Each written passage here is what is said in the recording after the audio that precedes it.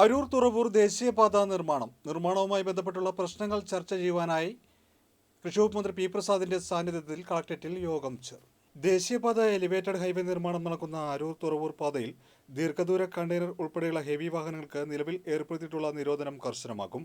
Deviation ആവശ്യമുള്ള ഭാഗങ്ങളിൽ 3 ഭാഷയിലായി sign board സ്ഥാപിക്കും.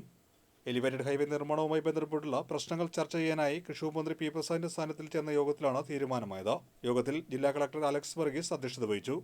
ദേശീയപാത നിർമ്മാണം നടക്കുന്ന ഇടങ്ങളിൽ പ്രത്യേകിച്ച് ബാരിക്കേഡുകൾക്കരികിലായി ആവശ്യമില്ലാത്ത നിർമ്മാണ സാമഗ്രികൾ കൂട്ടിയിട്ടിരിക്കുന്നത് ഉടൻ തന്നെ നീക്കി വാഹനങ്ങൾക്ക് സുഗമമായി കടന്നുപോകാനുള്ള അവസരമൊരുക്കാൻ മന്ത്രി ആവശ്യപ്പെട്ടു. ഇത് ഉറപ്പുവരുത്താൻ പ്രദേശത്തെ പോലീസ്, ദേശീയപാത അധികൃതർ, മറ്റു ഉദ്യോഗസ്ഥർ എന്നിവരുടെ നേതൃത്വത്തിൽ സംയുക്ത പരിശോധന നടത്തും. റോഡിലെ ഇന്റർലോക്ക് ചെയ്ത ഭാഗത്തിനും നടപ്പാതയ്ക്കും ഇടയിലുള്ള വിടവിൽ ഇരുചക്ര വാഹനങ്ങൾ അപകടത്തിൽപ്പെടുന്നത് പതിവാകുന്നുണ്ട്. ഇത് പരിഹരിക്കുന്നതിനും മന്ത്രി നിർദ്ദേശം നൽകി.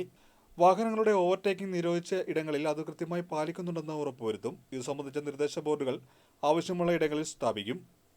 അരൂർ തുറവൂർ ദേശീയപാതയിൽ 5 ഇടങ്ങളിലായി രേഖപ്പെടുത്തിയിട്ടുള്ള കയ്യേറ്റങ്ങൾ പോലീസ് സഹായത്തോടെ ഇന്ന് തന്നെ ഒഴിപ്പിക്കും. അരൂർ പുത്തൻതോട്ടിലെ മാലിന്യം നീക്കി വൃത്തിയാക്കി നീരൊഴുക്ക് സുഗമമാക്കാനുള്ള പ്രവൃത്തികളും ഉടൻ ആരംഭിക്കും.